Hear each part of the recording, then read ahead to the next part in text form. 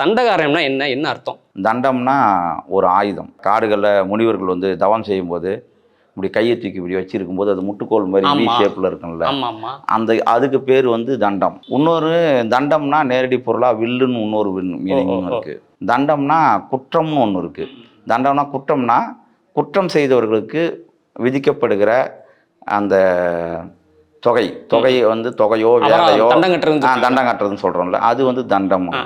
அப்புறம் ஆரண்யம்னா காடு. ஆமாம்.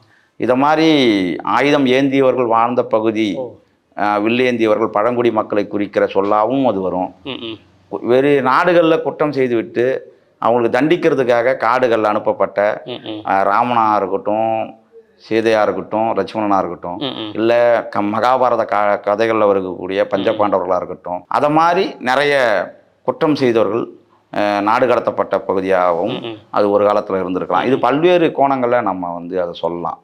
ஆனால் என்னை பொறுத்த வரைக்கும் தண்டகாரண்யம் என்பது அந்த மண்ணுடைய பூர்வகுடி மக்களை கொண்ட, பழங்குடி மக்களை கொண்ட ஒரு 6-7 மாநிலங்களை இணைக்கக்கூடிய இந்தியாவினுடைய இதயமாக இருக்கக்கூடியது தான் தண்டகாரண்யம்.